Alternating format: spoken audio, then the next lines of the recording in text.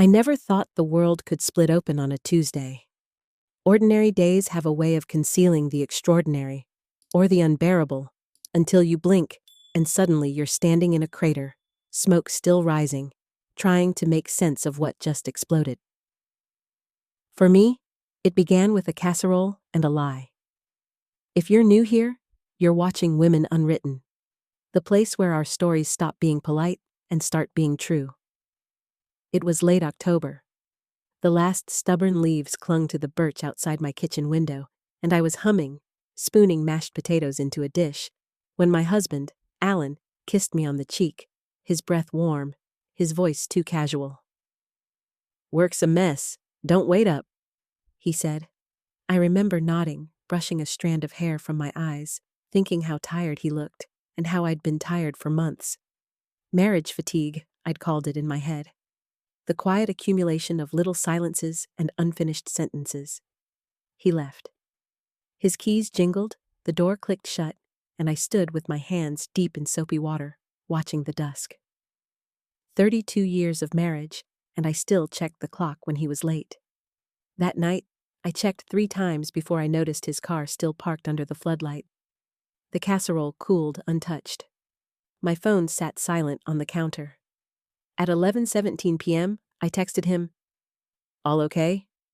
No reply. I tried not to spiral. Alan was forgetful, always misplacing his phone, but something prickled at the back of my neck. I checked the garage, both cars. I even checked the driveway twice, as if the car might have moved when I blinked. It hadn't. It was as if he'd vanished into the thin autumn air. By midnight, my heart was pounding. I called him, straight to voicemail. That's when I started pacing, replaying the day in my mind, grasping for normalcy. The next morning, I called his office.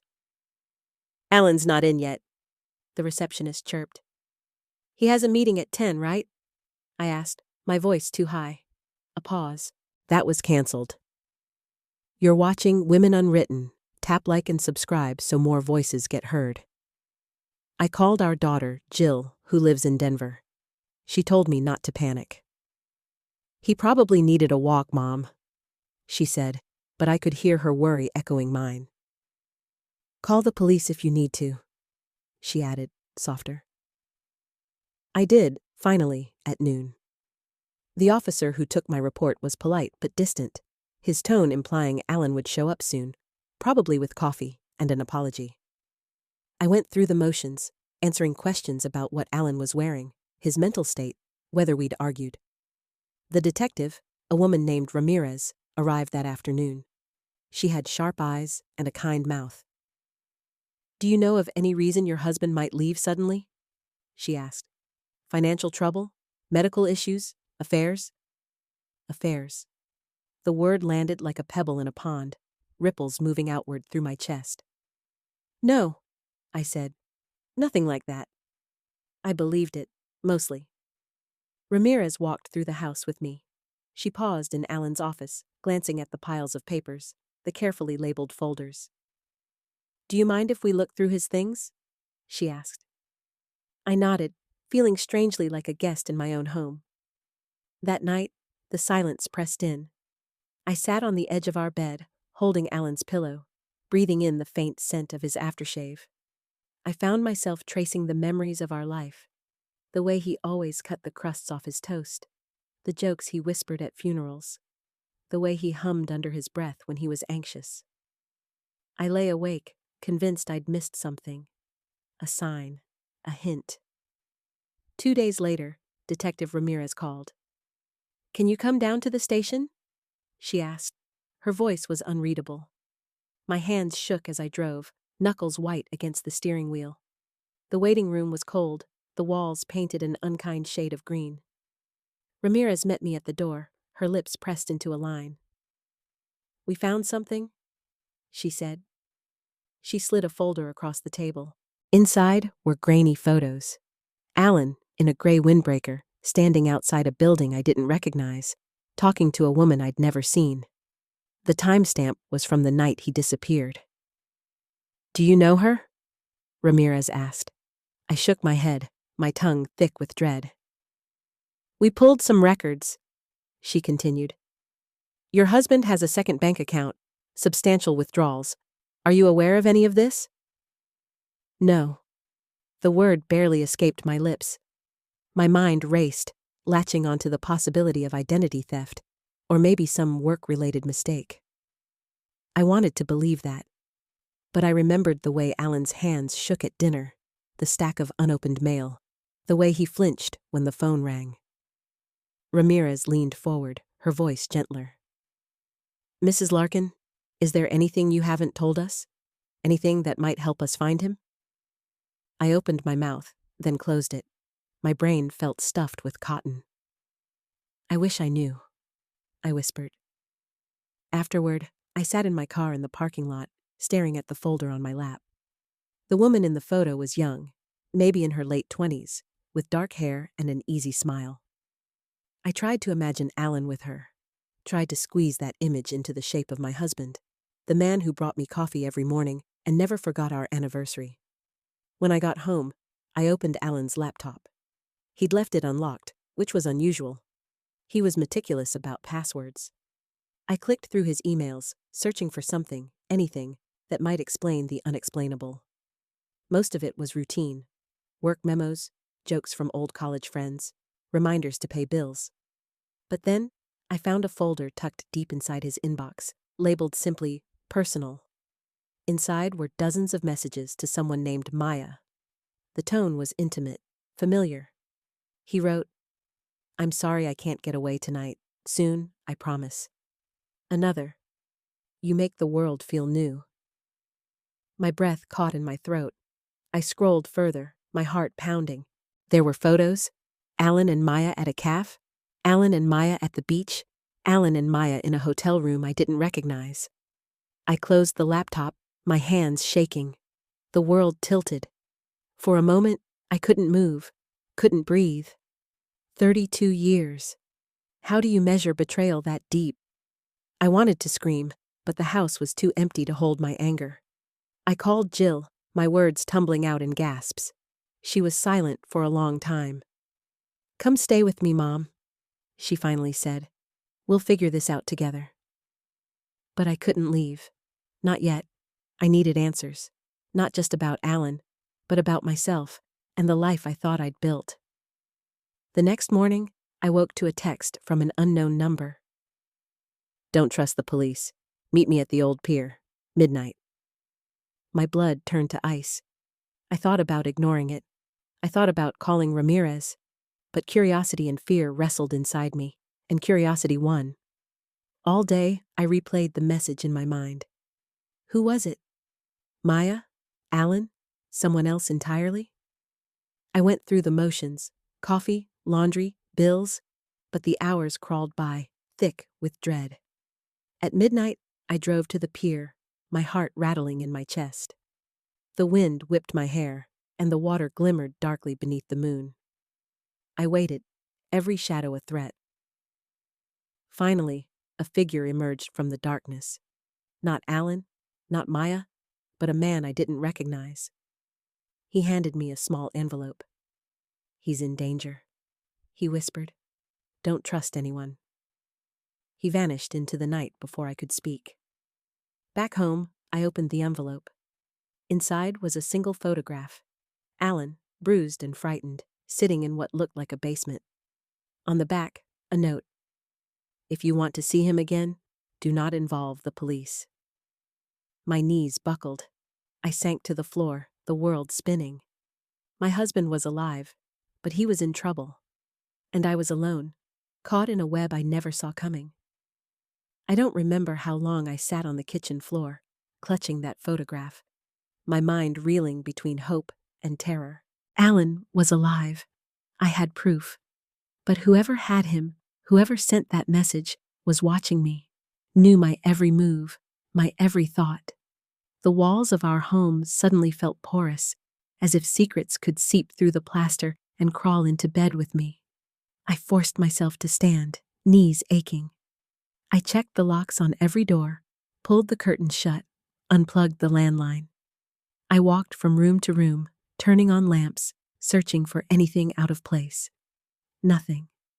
just the faint hum of the refrigerator and the tick of the old mantel clock, marking time in a house that no longer felt safe. Sleep was out of the question. I sat at the kitchen table, photograph and note in front of me, willing them to make sense. Alan looked terrified in that picture. Not just afraid, but broken. I tried to count the bruises on his face, tried to guess how recent the photo was. The basement behind him was unfinished, cinder block walls and a single bare bulb. I racked my memory. Did we know anyone with a basement like that? Did Alan? I wanted to call Detective Ramirez. I almost did, phone in hand, thumb hovering over her number. But the words on the back of the photo stopped me. If you want to see him again, do not involve the police. I didn't know if it was a bluff or a warning. I didn't know who to trust. Instead, I called Jill. I tried to keep my voice steady as I told her about the message, the photo, the strange man at the pier. She was silent for a moment, then her voice came low and sharp. Mom, this is dangerous. You can't do this alone. I wanted to argue, to tell her I was strong, that I'd been through worse. But I hadn't. Not like this. I have to try, I said. For your father. I spent the next day in a fog, replaying every memory of Alan, searching for clues I might have missed. I went through his closet, his desk drawers, even the pockets of his old jackets. I found nothing. No hidden keys, no burner phone, no secret stash of cash. I was looking for a man I thought I knew, and coming up empty. At noon, a second message arrived. Same unknown number. This time, it read, "Check is safe. Do it alone." My pulse hammered in my ears. Alan's safe was in the closet, hidden behind a row of old suits. I'd never opened it before. He always handled the important documents. I knelt in front of it, hands trembling, and punched in the code. Our wedding anniversary. The lock clicked. Inside were passports, birth certificates, a small stack of cash. But there was something else. A leather-bound notebook, worn at the edges, filled with Alan's familiar slanted handwriting. I flipped to the first page. "If you're reading this, I've failed," it began. My heart thudded painfully. "I never wanted you to know. Not like this." The entries were dated, the earliest from over a year ago. They chronicled meetings, strange phone calls, transfers of money. There were names I didn't recognize. Maya, T, the broker. Some entries read like code. Maya nervous, T wants out, meeting at 9th and Main, 2 a.m. The last entry stopped me cold. They know about the money. If I disappear, it's because I wouldn't give it to them. Protect Jill. I stared at the page, Alan's words blurring into nothing. What money? Who were they? And why was my daughter's name the last thing he wrote? I took the notebook to the kitchen, spread out the contents of the safe on the table, and tried to map out the connections. Alan had a secret life. The reality of it felt like a physical blow, but there was no time to grieve. I was being watched. I could feel it. The prickle on the back of my neck, the way the blinds seemed to twitch when I walked past. I kept the notebook with me, tucked under my sweater, as if it could protect me. Late that afternoon, there was a knock at the door. I froze.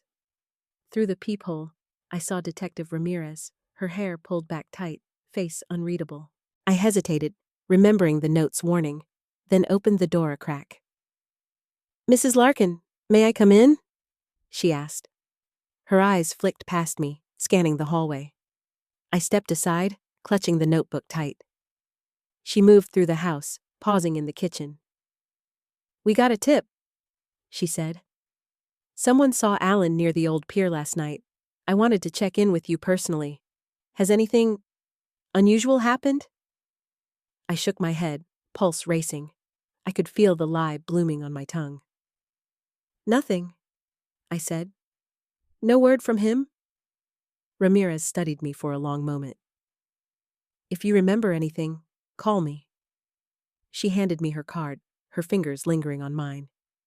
And please, be careful. There's more going on than you know. After she left, I slid to the floor, back against the fridge, notebook in my lap. I read every entry, searching for patterns. Alan wrote about pressure, about debts he didn't owe, about threats made in the dark. He mentioned someone named Maya again and again, always with worry, sometimes with tenderness. She's scared, he wrote. I promise to help her. I hope you can forgive me. The next message arrived at sunset. Tomorrow, 4 p.m., the storage unit. Come alone. No address, just a number, 217. I spent the night making a plan, if you could call it that. I copied the notebook's last few pages and hid the originals in the flour canister, an old trick from my mother's Depression-era paranoia. I texted Jill, told her not to worry, that I was fine. I lied. The storage facility was on the edge of town, rows of metal doors and cracked pavement. At 4 p.m. sharp, I pulled up to Unit 217. My hands were sweating so badly I could barely hold the keys. I tried to look normal, like a woman running errands, not a woman on the edge of panic. The unit was unlocked. I pushed the door open, heart hammering. Inside was a single metal folding chair, and sitting in it, her legs crossed at the ankle, was Maya. She was younger than I expected, maybe 30, with dark, anxious eyes. She stood when she saw me, clutching her phone like a lifeline. "You're Alan's wife?" she asked, voice shaking. I nodded. "Where is he?" She looked around, biting her lip. "I don't know. They took him. They said if I talked to the police, they'd kill him, and me. I'm sorry. I never meant for any of this to happen." I tried to steady my voice. "Who are you, Maya? What does my husband have to do with all of this?" She hesitated, eyes darting to the door. "He was helping me. My ex. He's dangerous. Alan was the only one who believed me. He tried to get me out, but then he got involved with people he shouldn't have. They want money. I think they thought Alan had it." My mind raced. The secret account, the withdrawals, the cryptic notes in Alan's journal. "Did he?" I asked. "Did he have the money?" Maya shook her head, tears brimming. "He was trying to buy us time, that's all.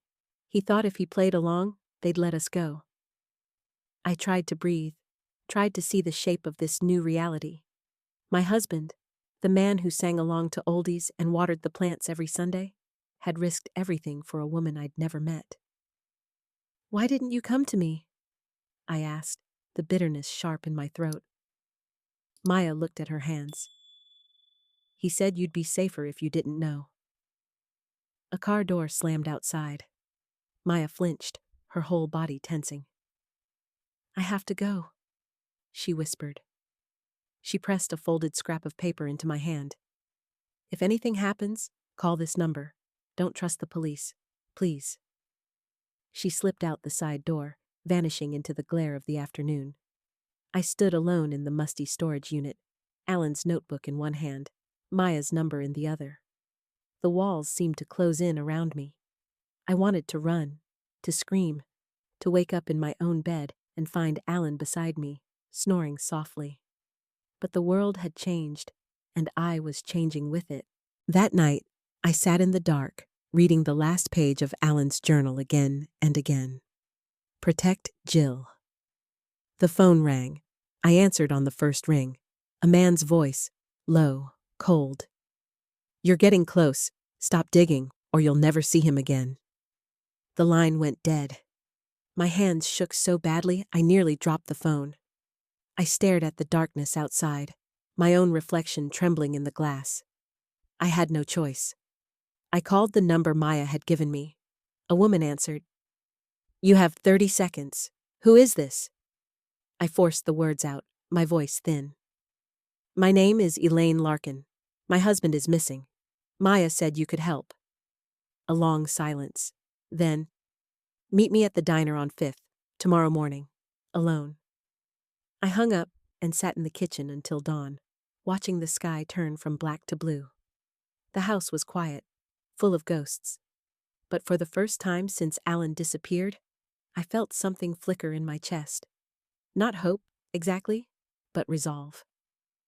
I was in this now, whether I wanted to be or not, and I wasn't going to let fear decide what happened next. By morning, the air in the house felt thick with anticipation, like the moment before a thunderstorm breaks. I dressed quickly, pulling on Alan's old sweater for comfort, stuffed Maya's scrap of paper and the copied notebook pages into my purse, and left the house before the sun had fully risen. I half expected to see someone watching from a parked car, but the street was empty, just a few crows picking at garbage along the curb. The diner on Fifth was the kind of place where the coffee tasted burnt and the vinyl booths stuck to your thighs. It was almost empty, save for a man in a battered windbreaker reading a newspaper and a young couple sharing pancakes in the corner. I scanned the room, my pulse skittering, until I saw her. A tall woman with close-cropped silver hair, sitting by the window, sunglasses perched on the end of her nose. She looked up as I approached, gestured for me to sit. "Elaine?" Her voice was brisk, matter of fact. She didn't offer her name. "You have something for me?" I handed her Maya's scrap of paper. She glanced at it, then slid it into her jacket pocket. "This isn't safe. Not here. But you've got my attention. Tell me everything. Fast." So I did. I told her about the late-night text, the photograph, the warnings, the journal entries. I watched her face, searching for some flicker of recognition or empathy, but she listened, stone-faced, nodding occasionally, as if I were describing the weather, not the unraveling of my life. When I mentioned the threats, her eyes narrowed. "They're professionals. They don't bluff. If they say don't call the police, don't. At least not yet." She sipped her coffee, lips barely touching the rim. "Do you still have the notebook?" I nodded, keeping a hand on my purse. "Good. Guard it. It's leverage, even if you don't know what's in it. Did Alan ever talk about a man named the Broker?" The name rattled in my mind. "Alan wrote it in the journal. I don't know who it is." She leaned in. "He's the reason your husband's gone, and the reason you're in danger. If they think you know too much, they'll come for you too." She slid a burner phone across the table. "Keep this on you. If you see anything strange, cars parked too long, people following you, call me. Don't go home the same way twice. And don't trust Maya. She's desperate." She stood up so suddenly I startled, coffee sloshing in my cup. "Leave in 5 minutes. Don't look for me again." Then she was gone, slipping out the side door, leaving only the faintest trace of perfume in the stale diner air. I sat there, hands trembling, the burner phone heavy in my pocket. I wanted to cry, but the tears wouldn't come. Instead, I felt numb, untethered, as if I were floating above my own life, watching the chaos unfold from a distance. I left cash on the table and walked out into the morning sunlight, squinting against the glare. My phone buzzed. A message from Jill. "You okay, Mom? Please call." I typed out a quick reply, lying through my teeth. "I'm fine, just tired. I'll call later." I couldn't drag her into this. Not yet. At home, I sat at the kitchen table and opened Alan's journal again, reading until the words blurred. There were entries about Maya, about late-night meetings, about moving money for her protection. There was mention of a storage locker, but not the one where I'd met Maya. A different one, in a part of town Alan rarely visited. I grabbed the notebook and found the address, scrawled in the margin. Locker 14B, Eastview Storage, 3rd key, desk drawer. My hands shook as I dug through Alan's desk, searching for the key. I found it tucked beneath a pile of tax forms, taped to the underside of the drawer. I held it up, my heart thudding. For a moment, I considered calling the detective. But the warning from the diner echoed in my mind. Don't trust anyone. Not yet. I drove to Eastview Storage, a knot of dread growing in my stomach. I parked at the far end, watching for anyone who might be following me. The lot was deserted, save for a maintenance van and an old sedan with fogged-up windows. I hurried to Unit 14B, fumbled the key into the lock, and pulled the door open. Inside was a battered suitcase and a cardboard box labeled Receipts. I knelt, hands sweating, and unzipped the suitcase. Inside were stacks of cash. Hundreds, maybe thousands of dollars, banded together with rubber bands. My head spun. I'd never seen so much money in my life. There was a folder in the suitcase as well, filled with printed emails, bank statements, and photographs. Some of Alan, some of Maya, some of men I didn't recognize. One photo made my blood run cold. Alan, standing beside a man with a snake tattoo on his neck. The same tattoo I'd glimpsed on the man at the pier. I rifled through the receipts, looking for clues. Some were for hotel rooms, others for wire transfers, all dated within the last 6 months. There were notes scribbled in Alan's handwriting. Insurance, protection, broker watching. I snapped photos of everything with my phone, then zipped the suitcase shut and replaced everything exactly as I'd found it. I locked the unit and hurried back to my car, scanning the lot for signs of trouble. As I pulled away, my phone buzzed. This time, the burner. I fumbled it open. "Don't go home," the woman from the diner said. "They're watching your house. Go somewhere public. Now." My heart slammed into my ribs. I drove to the library, parked under a streetlight, and sat there, breathing hard, waiting for the adrenaline to subside. After an hour, my nerves raw, I checked my messages. There was a new one from the unknown number. "You went to Eastview. We warned you. Next time, we hurt him." I dropped the phone, my hands shaking so badly I could barely think. They were watching me, tracking my every move.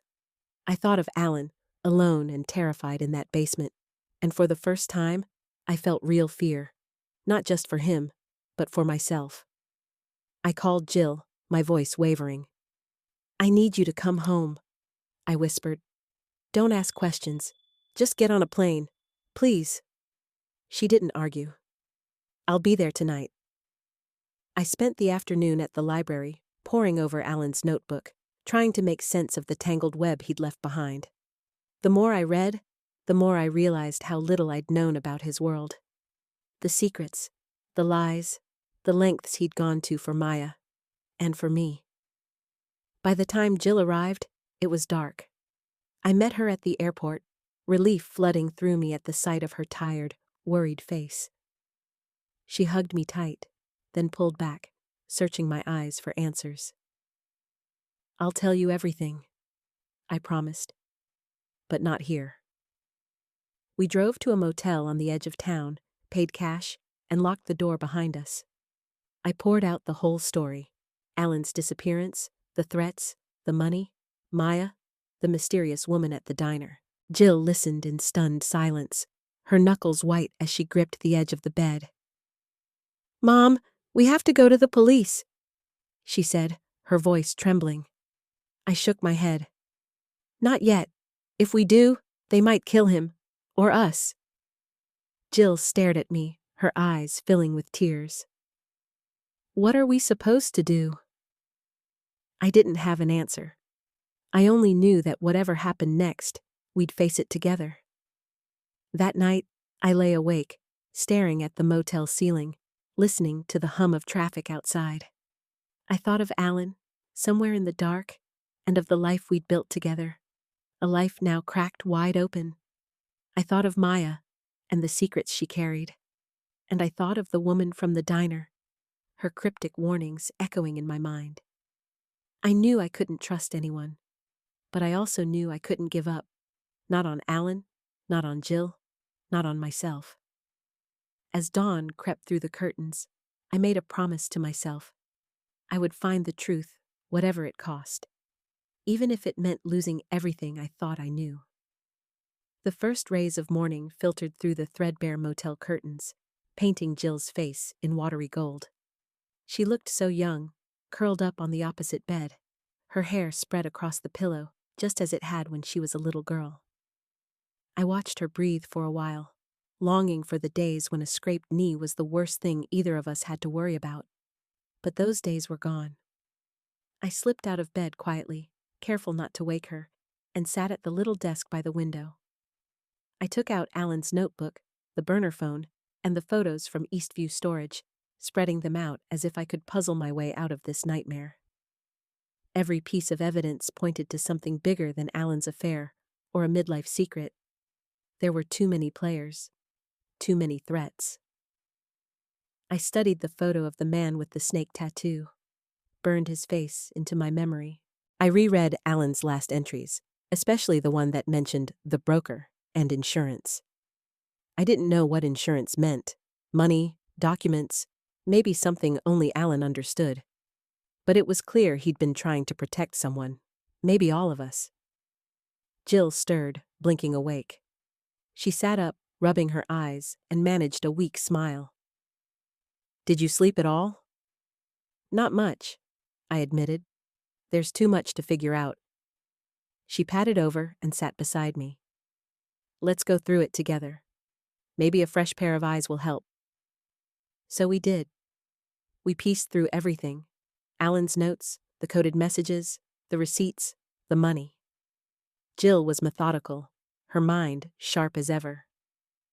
"Mom," she said, tapping one of the bank statements. "These withdrawals, they're all just under the reporting limit. It looks like he was trying not to attract attention." She traced a finger down a hotel receipt, eyes narrowing. "This address? Wasn't this near the train tracks, where Dad used to take me to see the freight cars?" I nodded, a memory surfacing. Alan and Jill, eating ice cream on the hood of the car, counting boxcars as they rumbled past. "He always said it was our secret spot," she whispered. Something about that stuck with me. I flipped back to an old entry in Alan's notebook. "If things go bad, meet at the place where secrets ride the rails." I'd glossed over it, thinking it was about Maya, but now it was so obvious. Alan had left us a message. I looked at Jill. "He means the train yard." She nodded, hope sparking in her eyes. "We should go." I hesitated, thinking of the warnings, the threats, the men watching our house. But Alan had trusted us to find him, or at least the truth. "Let's eat first," I said, trying to keep my voice steady. We drove to the train yard after a quick breakfast, hearts pounding, hands clammy. The place was mostly deserted, a few rail workers in reflective vests, the clang of metal echoing in the chilly morning air. We parked in the same spot Alan used to choose, tucked behind a row of shipping containers. Jill squeezed my hand, her grip fierce. We walked the perimeter, searching for anything out of place. At first, there was nothing, just gravel, trash, the distant rumble of a train. Then, under the shelter of an old signal tower, Jill spotted it, a yellow envelope duct taped to the underside of the metal stairs. She grabbed it, hands shaking. Inside was a single page, Alan's handwriting clear and urgent. "Elaine or Jill, if you find this, it means I'm running out of time. The broker wants evidence I don't have. Maya is innocent, but she's scared. There's a thumb drive in the blue thermos at the ice cream shop. Do not trust anyone. Keep each other safe. I love you." I pressed the note to my chest, fighting tears. Jill wrapped her arms around me. "He's alive," she whispered. "He's still fighting." We hurried back to the car. The ice cream shop was just a few blocks away, but the drive felt endless.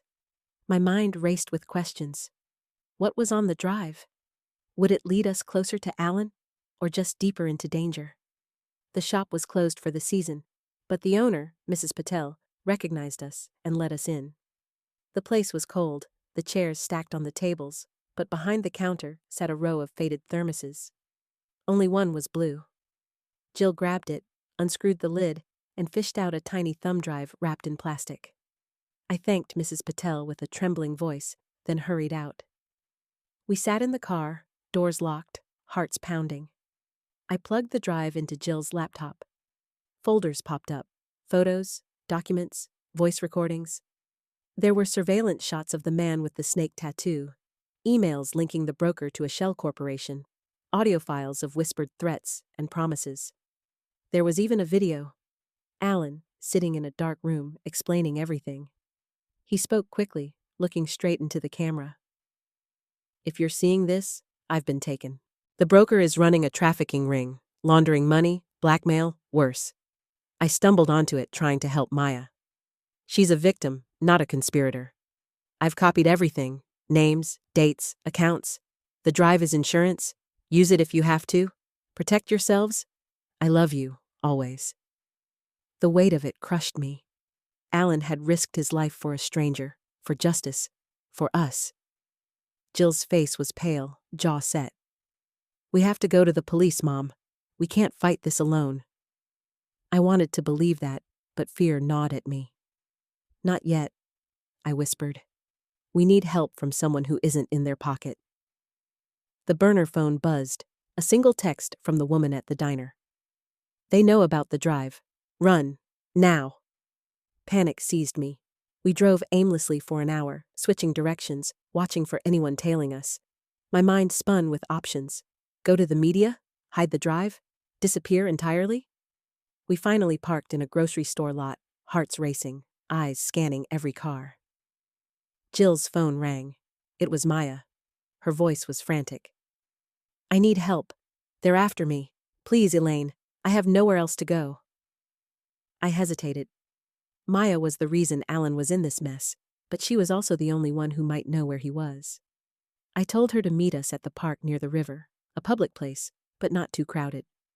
When we arrived, Maya was already there, pacing under the old sycamore trees, her face streaked with tears. She ran to us, clutching my arms, her breath coming in gasps. They found out about the drive, she sobbed. The broker thinks I have it. He says if I don't give it to him by midnight, Alan dies. Jill put a protective arm around me. Why should we trust you? Maya looked at her, eyes wild with desperation. Because I know where they're keeping him. I can take you there, but we have to hurry. The risk was enormous. It could be a trap. But if there was any chance to save Alan, I had to try. We piled into the car, Maya giving hurried directions through a maze of back roads and alleys. She guided us to an abandoned warehouse on the edge of the industrial district, her hands trembling so badly she dropped her phone twice. As we pulled up, I saw two men standing near the entrance, one of them with a snake tattoo curling around his neck. Maya turned to me, eyes pleading. Give me the drive. I'll go in first. If you hear yelling, call the police, no matter what. I hesitated, heart in my throat, then handed her the drive. She tucked it into her jacket, took a shuddering breath, and walked toward the warehouse. Jill and I waited, barely breathing, watching through the windshield as Maya approached the men. One grabbed her arm, the other took the drive. There was shouting, shoving. Then a gunshot split the air. Jill screamed. I ducked low, heart slamming in my chest, fumbling for my phone. Sirens wailed in the distance. The men scattered, leaving Maya crumpled on the ground. I ran to her side, Jill on my heels. Maya's eyes fluttered open. Alan, basement, behind the freezer? She whispered. Blood stained her jacket. She pressed something into my hand, a key, slick with her blood. Police cars screeched to a halt as I cradled Maya, her breathing shallow. Officers poured out, guns drawn, shouting for us to get down. I raised my hands, tears streaming down my face. Please, my husband is inside. He's alive. You have to help him. Ramirez pushed through the crowd, eyes wide with shock. She knelt beside me, her voice urgent. Where? Basement, behind the freezer. I gasped. Ramirez barked orders into her radio. Officers stormed the warehouse. Minutes felt like hours as we waited, fear choking me. Then, through the chaos, I saw them. Two officers, half carrying, half dragging Alan out into the sunlight. He was battered, bruised, but alive. I ran to him, collapsing into his arms, sobbing. Jill wrapped herself around us both, shaking with relief. Alan clung to me, his voice a rasp. You saved me. I knew you would. The rest of the world faded away, the sirens, the shouting, even the blood on my hands. For that moment, we were whole again, bound together by love, by pain, by the truth finally set free. The chaos around us pulsed and blurred, police radios crackling, paramedics shouting for stretchers.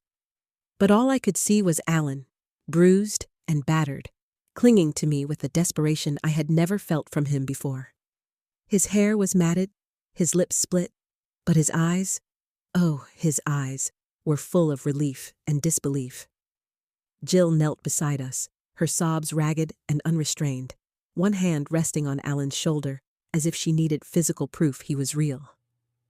Ramirez crouched next to us, her tone sharp but not unkind. "We need to get him checked out, and you both, come with me now. We have questions and you have answers, I can tell." I nodded, my whole body trembling. Alan's hand squeezed mine, his knuckles white. Paramedics lifted Alan onto a gurney. I tried to follow, but Ramirez stopped me with a gentle hand. "We'll bring you together at the hospital," she promised. "But right now, you and your daughter need to come with me."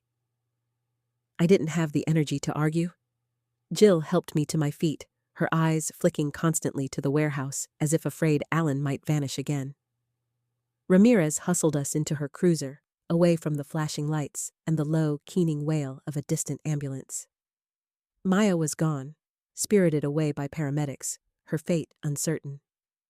I tried to find her face in the crowd one last time, but she was swallowed by the blur of uniforms and urgency. At the hospital, time bent and twisted. We were ushered into a windowless room, a uniformed officer posted outside.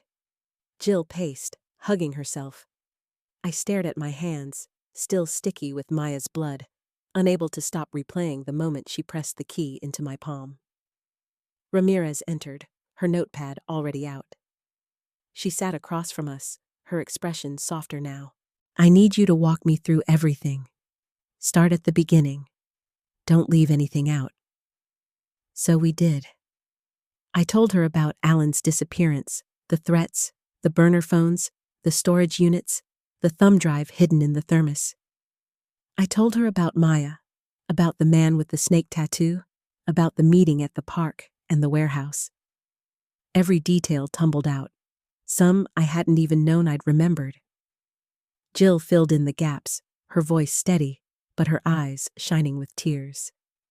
She explained about the bank withdrawals, the coded entries in Alan's journal, the evidence on the thumb drive.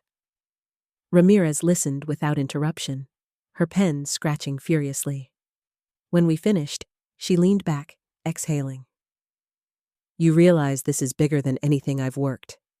The broker's name has come up in investigations for years, but no one's ever gotten close. This evidence, if it's as solid as you say, it could bring down half the city's criminal network." A surge of anger overtook me, sudden and hot.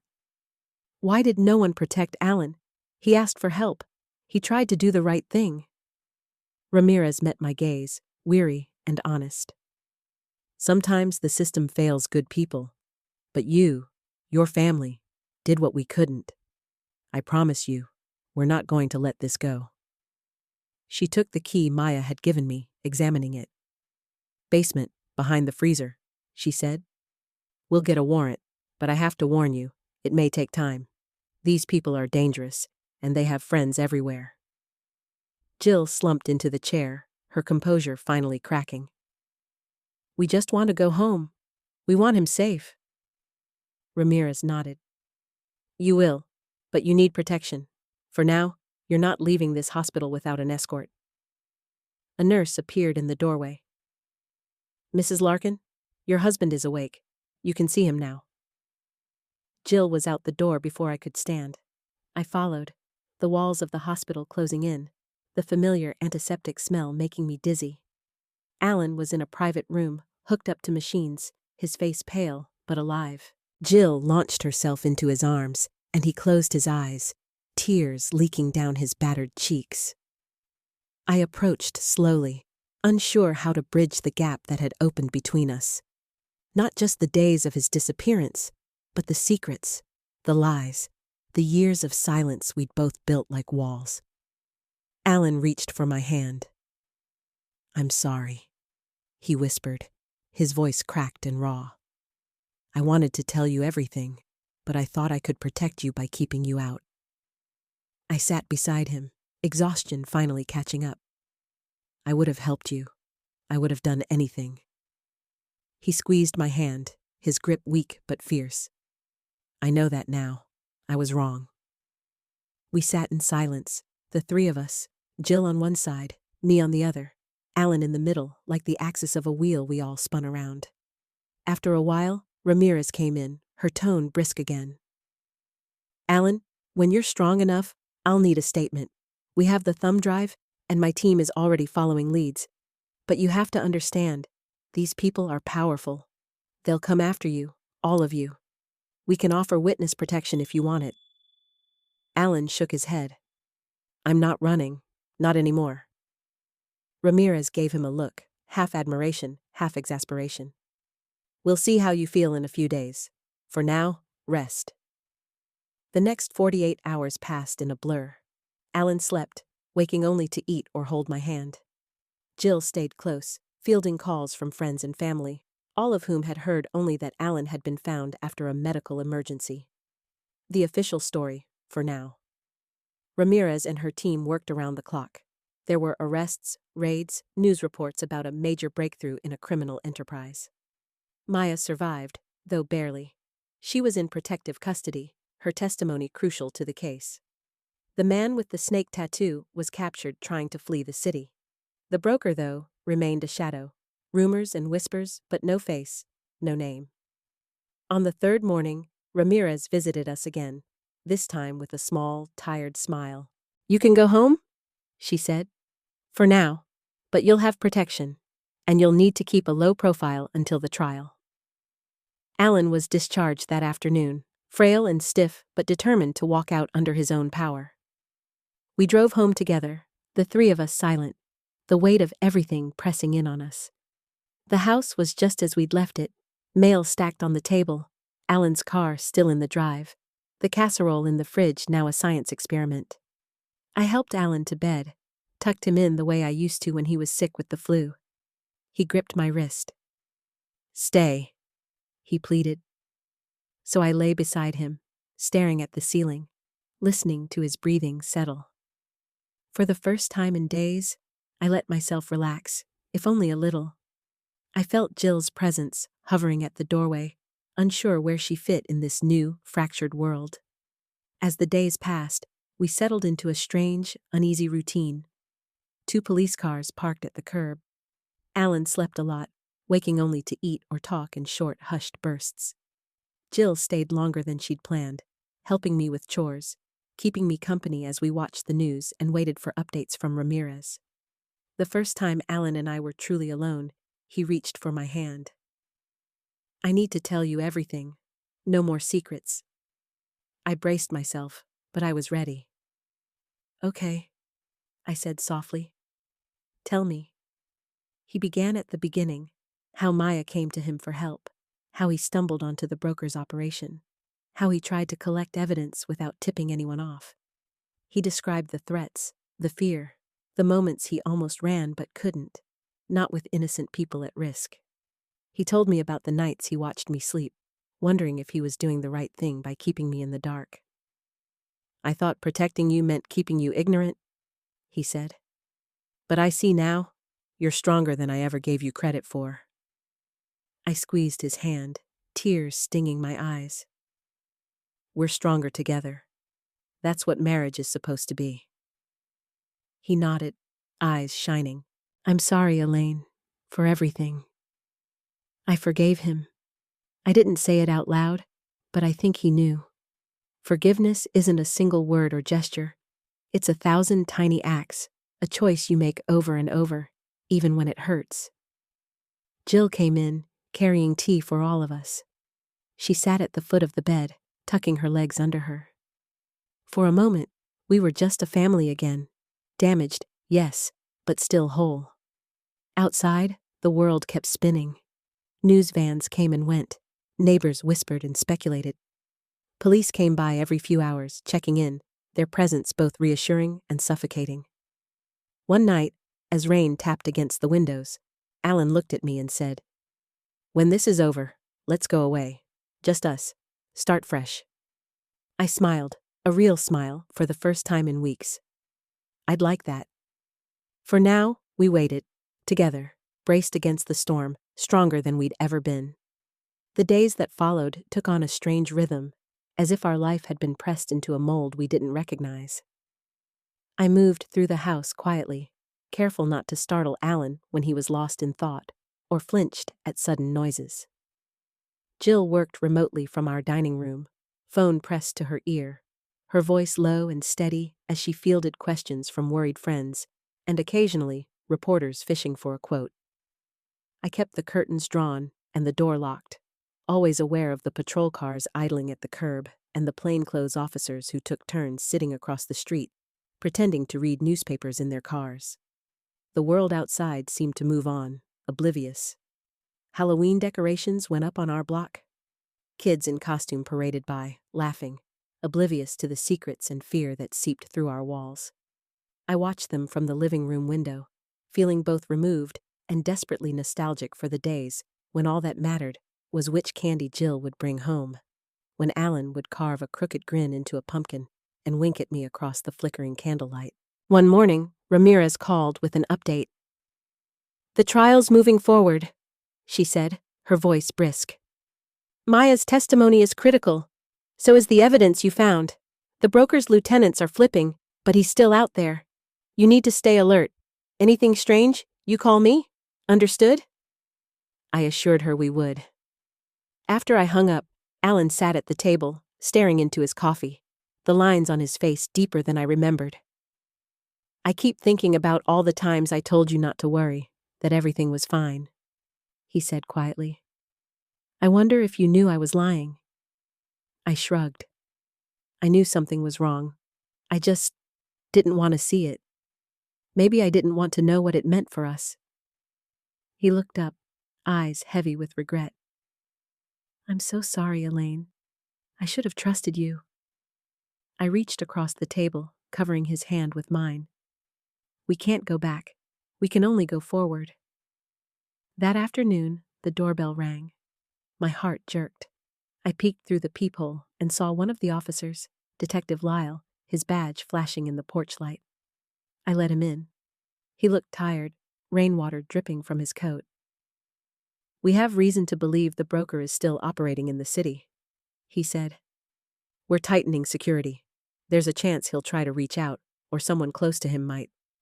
Don't answer the door unless you know who it is. Don't leave the house alone." Jill lingered in the hallway, listening. "Are we safe?" she asked, her voice too brittle for her age. Lyle hesitated. "We're doing everything we can, but people like him, they don't let go easily." After he left, Alan slumped on the couch, his face pinched. "I brought this here," he muttered. "I brought all of this to your door." I sat beside him, feeling the weight of his guilt settle between us. "No, Alan, they did this. You tried to help someone. You tried to do the right thing." He shook his head.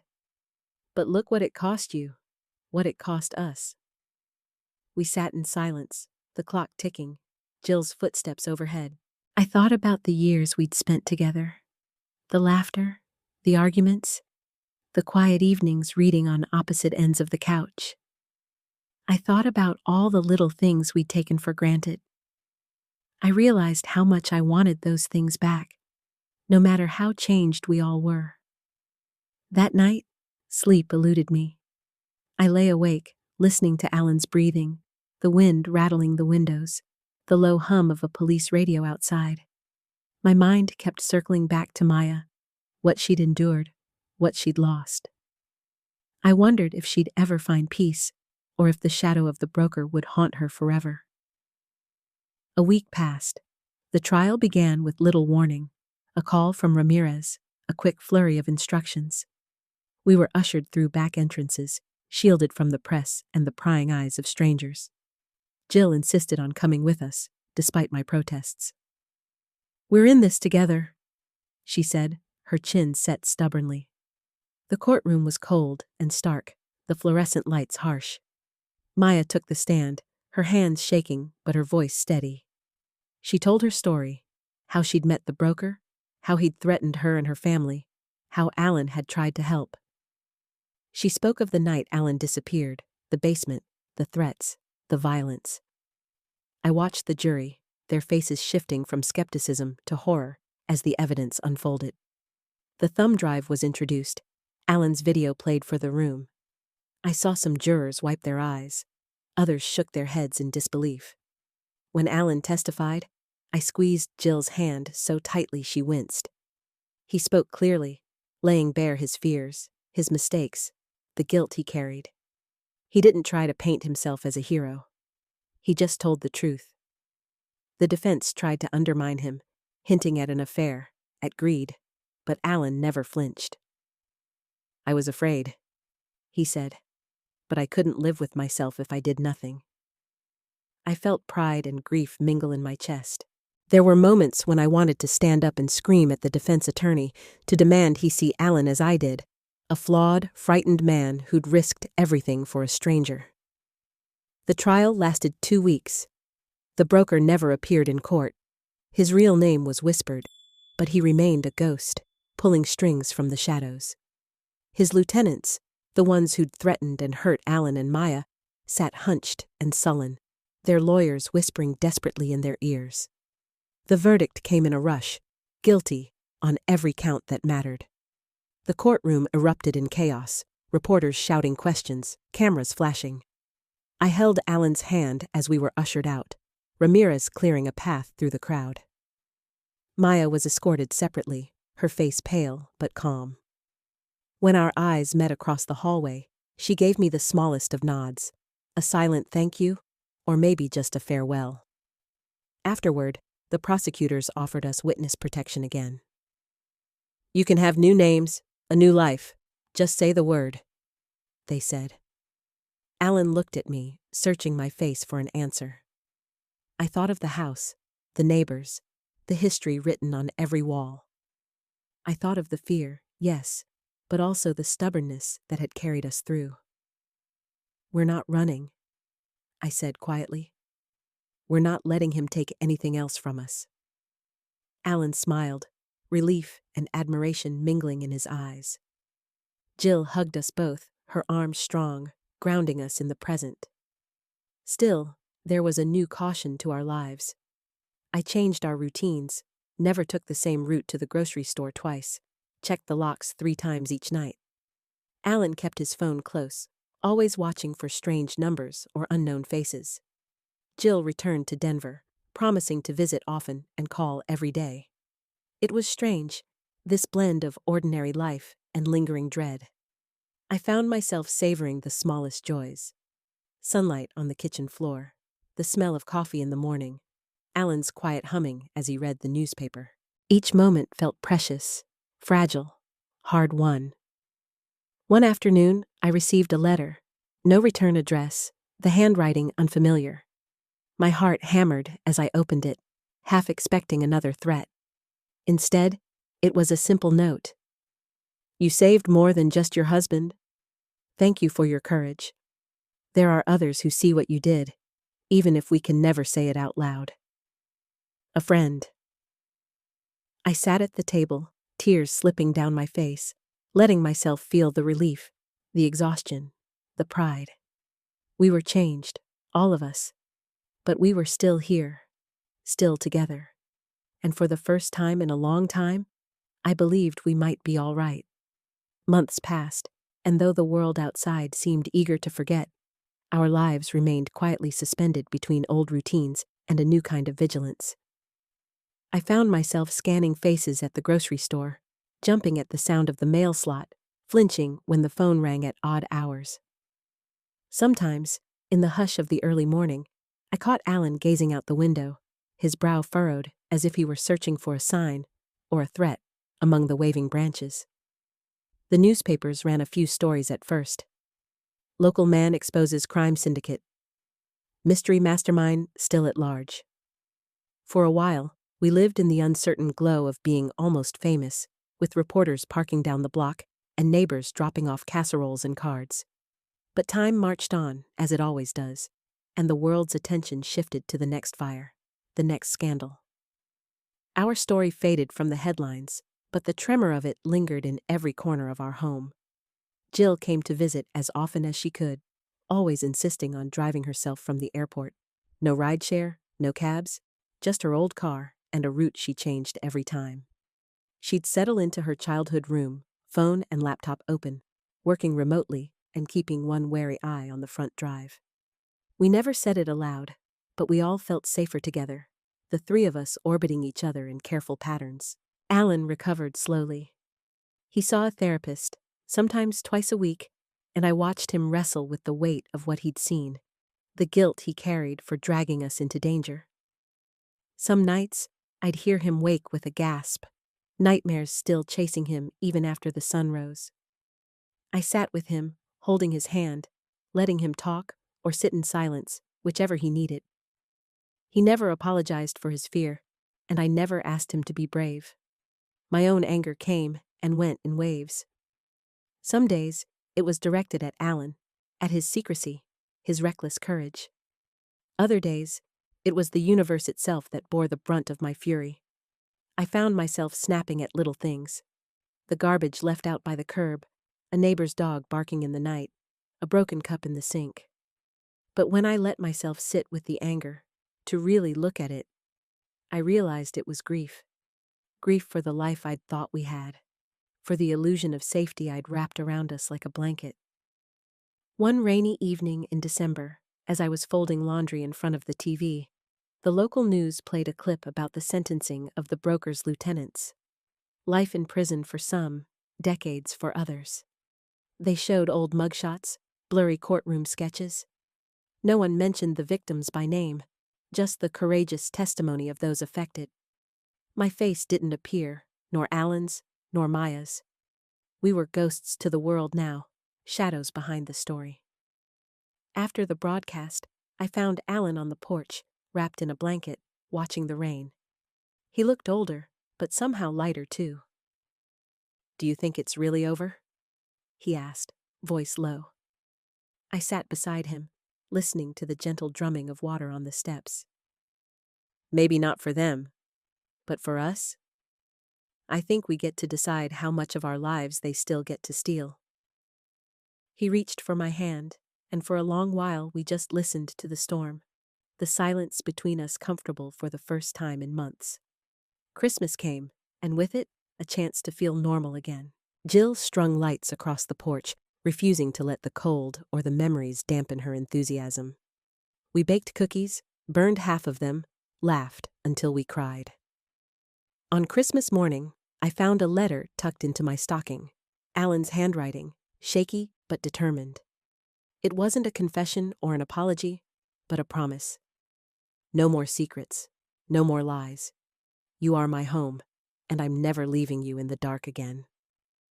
I pressed it to my heart, tears spilling over. For a moment, the ache and anxiety receded, replaced by a warmth I thought I'd lost forever. But life isn't a movie, and peace didn't arrive all at once. There were still small reminders, an unmarked car parked too long at the corner, the occasional anonymous letter, sometimes just a single word. Careful. Ramirez checked in every few weeks, her voice a comfort, a reminder that we weren't as alone as we sometimes felt.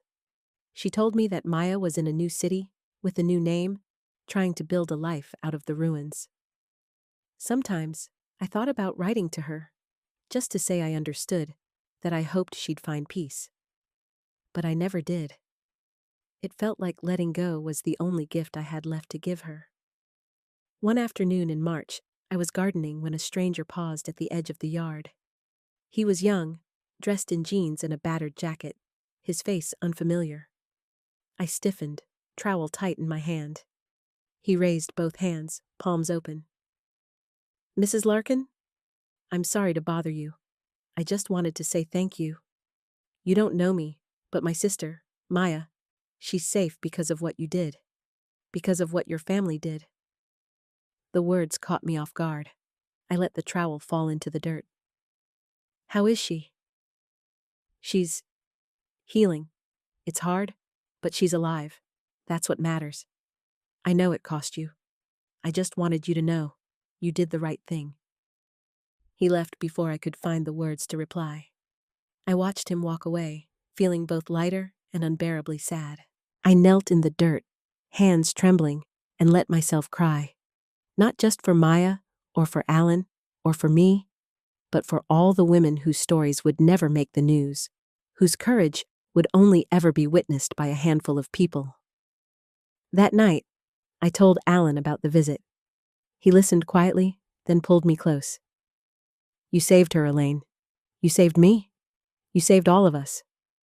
I rested my head on his shoulder. "I just did what I had to do." He smiled, a real smile. "That's what courage is, isn't it?" Spring came late that year, the world blooming again with color and light. I planted new flowers in the garden, bright, defiant things that refused to be overshadowed by the past. Each day, the world felt a little less haunted. Each day, I remembered how to breathe, how to hope, how to trust that the future could hold more than just fear. We had been broken, yes, but we were not ruined. Not by the secrets, not by the danger, not even by the shadows that still crept at the edge of our lives.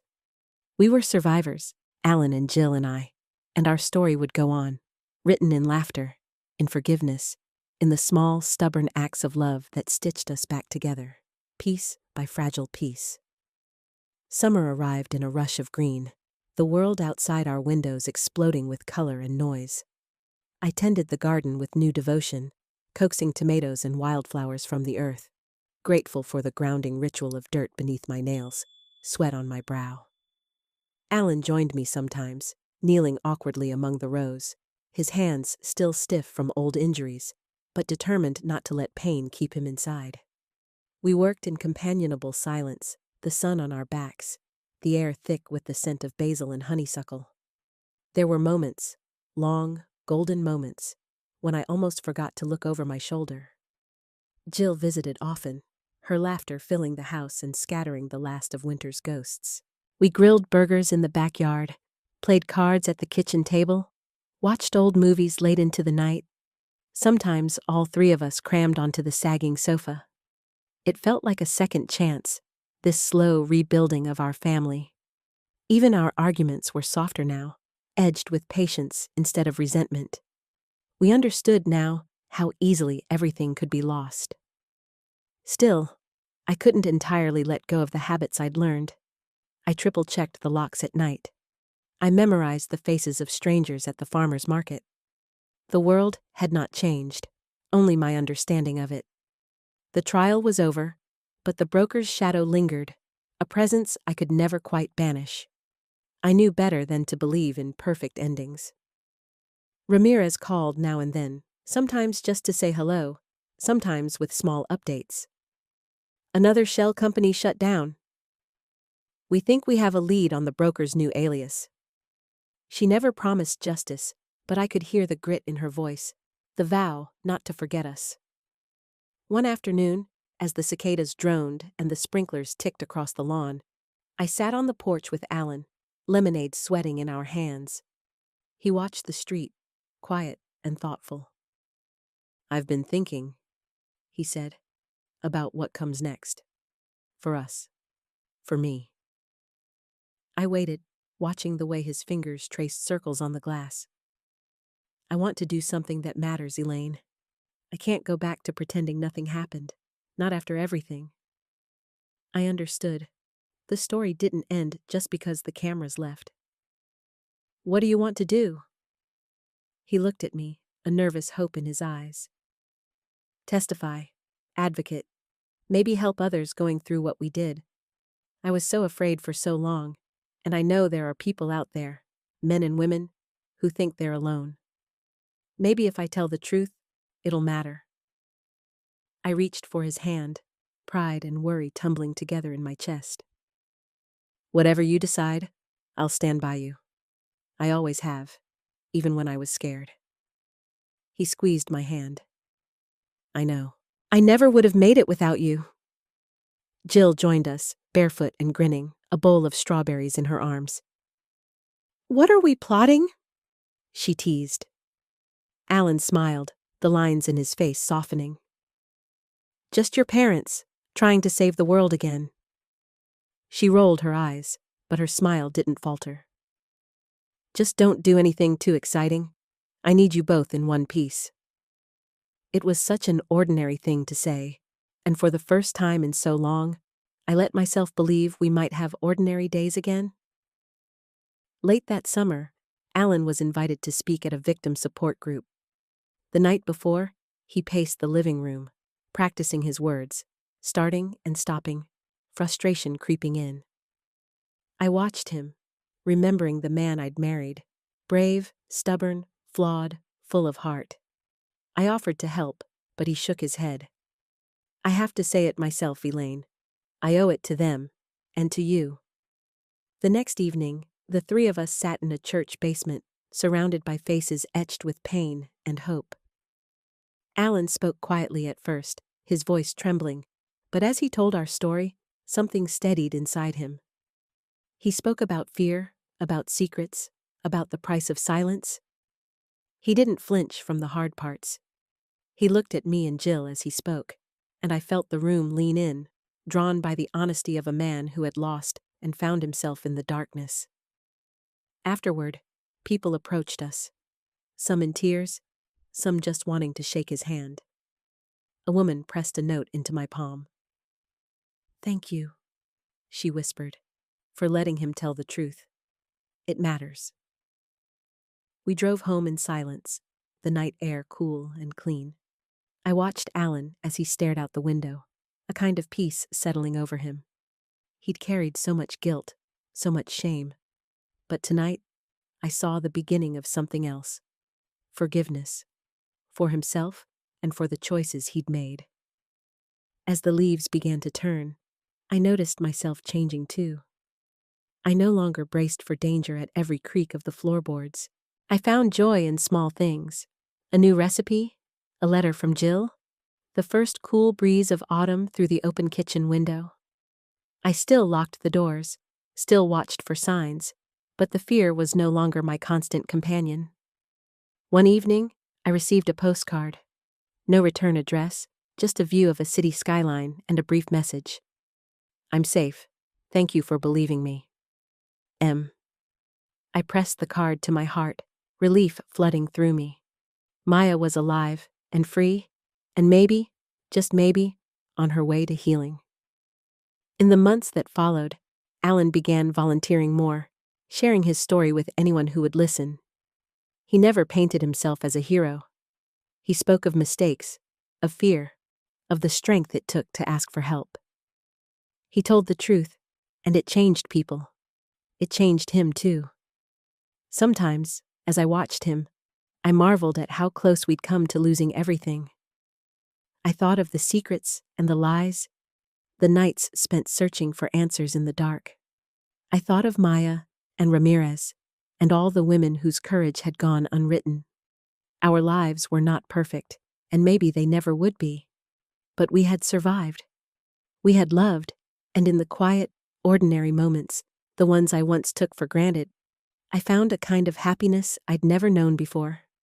The past would always be part of us, a shadow at the edge of every bright day. But it no longer owned us. We had learned how to live in the light again, together. As autumn deepened, I watched the world outside my window slip into a quieter, richer beauty. The maples flared orange and gold, and for the first time in years, I let myself slow down, savoring the small peace that had crept back into our lives. I found Alan outside one morning, raking leaves with the neighbor's grandson, his laughter carrying on the crisp air, and for a moment, I saw the man he'd been before the world fell apart, open, unguarded, a little silly. I tucked that image away, a reminder that healing could be as simple as sunlight and laughter and the steady rhythm of a rake scraping against the ground. Jill called every evening. She'd tell us about her day, the patients she'd seen, the funny things her dog had done, the way Denver's first snow was already threatening to close the schools. I heard something lighter in her voice, too, as if she'd finally stopped bracing for the next emergency.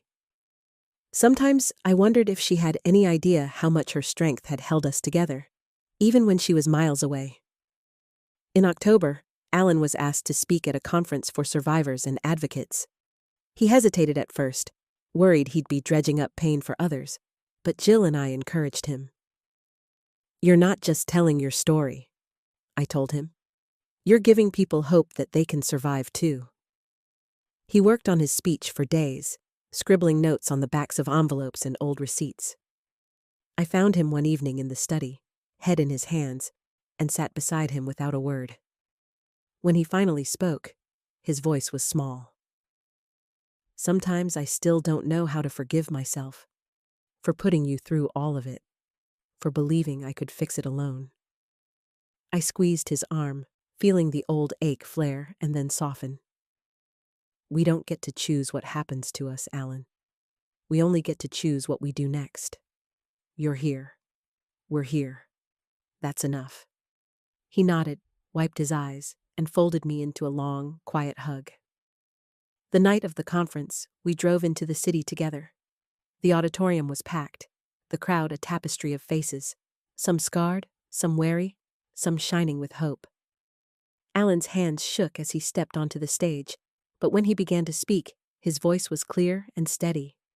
He spoke of fear and love and the stubborn will to keep going even when it seemed impossible.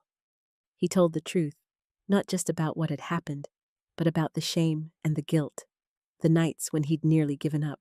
He spoke about me too, and about Jill, about the way family and forgiveness can be the difference between breaking and surviving. And he thanked Maya, though he never said her name, for trusting him, for reminding him what courage looked like. When he finished, the applause rose like a wave.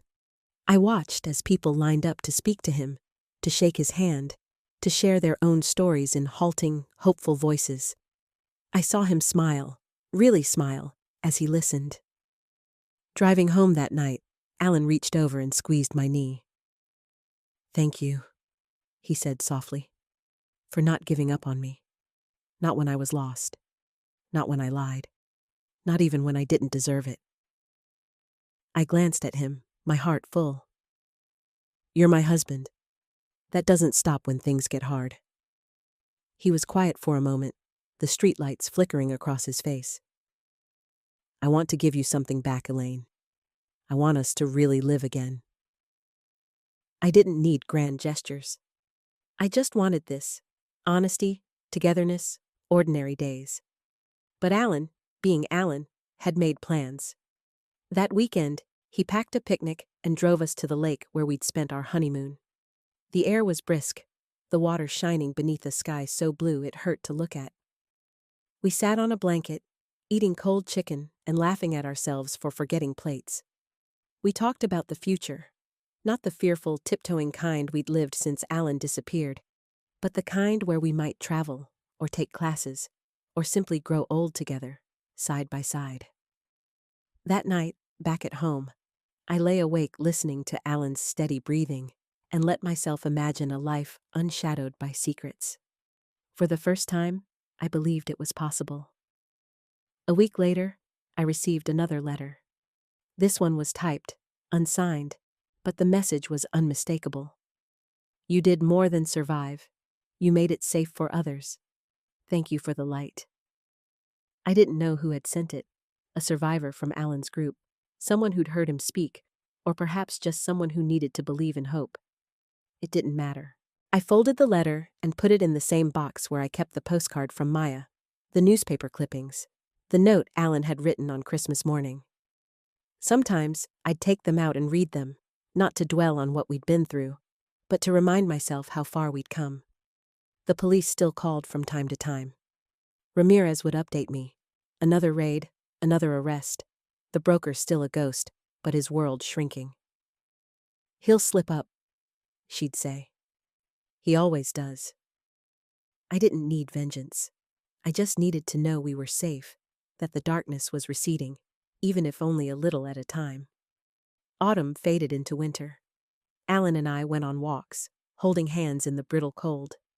We found new rituals: Sunday pancakes, Thursday movie nights, quiet afternoons spent reading in companionable silence. Sometimes, I'd catch him looking at me with an expression I hadn't seen in years. Admiration, gratitude, love without reservation. I realized I was looking at him the same way. One evening, as the first snow began to fall, I stood at the kitchen window and watched the world soften under its hush. I remembered the woman I'd been before, the one who believed the worst thing that could happen was a late dinner or a missed call. I grieved for her, but I didn't want to go back. I liked who I was now, stronger, braver, more compassionate, able to see the pain in others and not turn away. Alan came up behind me, wrapping his arms around my waist, resting his chin on my shoulder. "We made it," he whispered. I nodded, tears prickling my eyes. "We did, and I think we're going to be okay." Outside, the snow kept falling, blanketing the world in quiet, patient forgiveness. Inside, we held each other, finally able to breathe in the peace we'd earned, one hard day at a time. The snow settled deeper as the days slipped toward the year's end, muffling the world in a hush that felt both sacred and hard-won. I moved through the house quietly, lighting candles in the windows, baking bread, and letting the scent fill every corner. Alan hung garlands over the fireplace with Jill's help on her winter break, the three of us humming along to carols, letting the ordinary comforts of the season wrap around us like a blanket. Even with the patrols thinning and the news moving on, I still caught myself pausing to listen for footsteps in the hall, shadows on the porch, a voice at the door. But fear had lost its sharpest edge. It had become something duller, easier to live with, even as it faded. Jill's return felt like the final piece sliding back into place. She brought new stories, new energy, a gentle insistence that we not waste a moment of the peace we'd fought so hard for. We cooked together, laughed over old photos, let ourselves remember the good years along with the bad. Sometimes she'd catch me watching her, and she'd smile. A grown woman now, but always my child. "We're okay, Mom," she'd say, and somehow, hearing it from her made it real. On New Year's Eve, we hosted just a handful of friends, neighbors who'd stood by us, people who understood that celebration could be both small and profound. We toasted with sparkling cider, counted down the seconds, and stepped out onto the porch to watch fireworks bloom silently behind the clouds.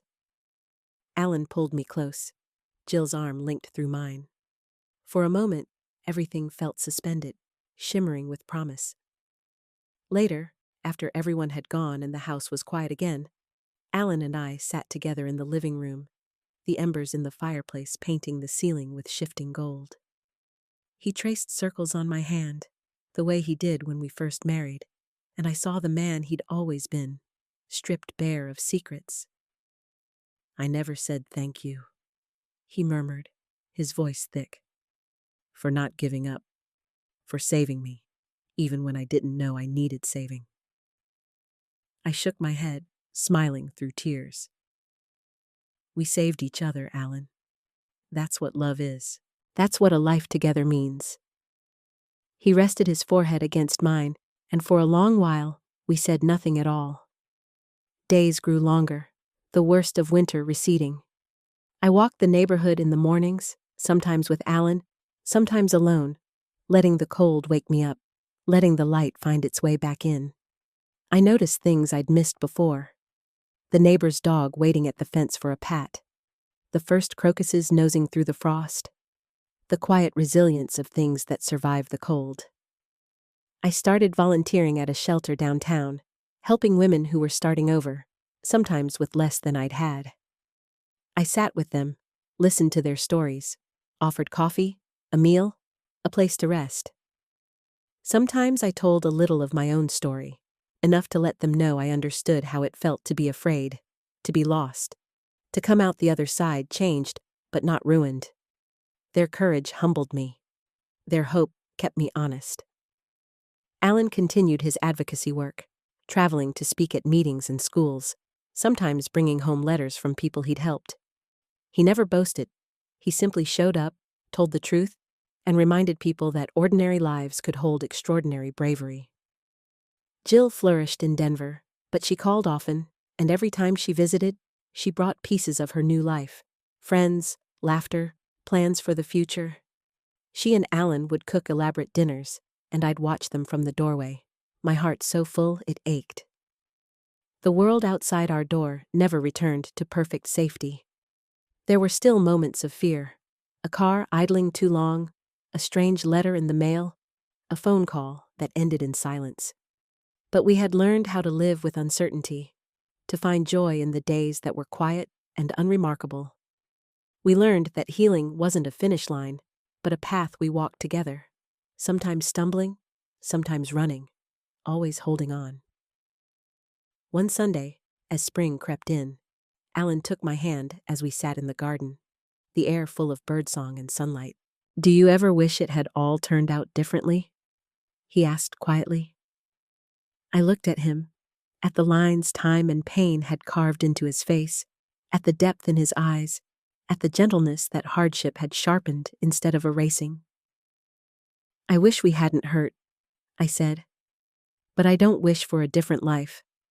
I want this one, messy, hard, and real. I want you. I want Jill. I want all of it."